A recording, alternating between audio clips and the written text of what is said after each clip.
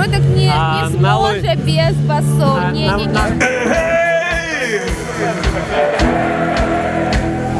Это была такая волонтерская деятельность. Першие басовішча. Оступился и со сцены упал вниз.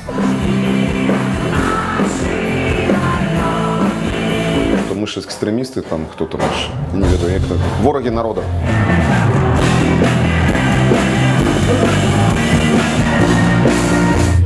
Басовішча для мяне цэлае жыццё. Гэта было месца, у якое мяне забіралі бацькі упершыню, як я мела 4 месяцы.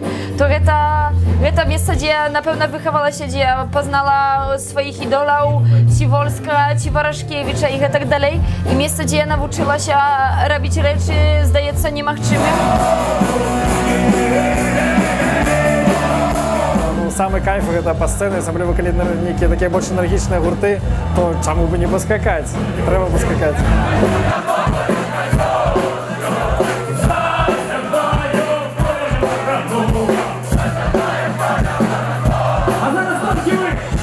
А для людей же гэта ўсё адно замежжа, хоць і блізка так, але ж гэта замежжа. Яны прыязджалі сюды і кайфавалі і адпачывалі.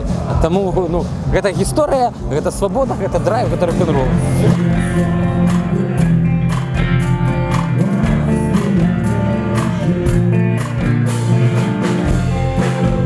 Мы не VIP, это не про нас. Пили пиво, ходили за всеми, размовляли нормально. И мы тут всех ведаем.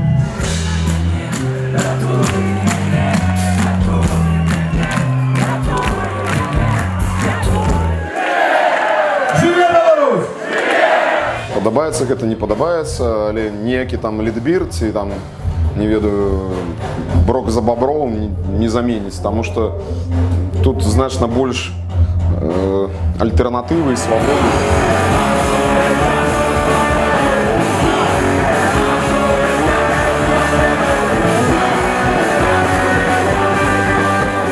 Можа там на тым жа рок-баброве больш людзей, але для мяне гэта не мой фестываль, я туды, напрыклад, ніколі не паеду спяваць, нават калі запросяць. Басовішча вельмі шмат для мяне чаго, таму што я, это 30 гадоў, напэўна, у 5 басовішчах я думаю, што я не ўдзельнічаю.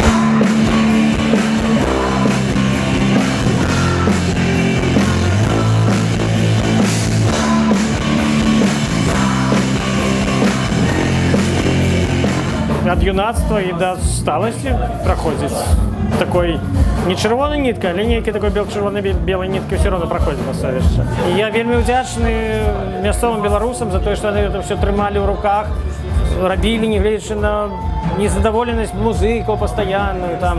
А яна, безумоўна, была. А чаму? Чаму яна можа быць, калі гэта не прафесійны фестываль? Это ясно, что студенты займаюцца просто.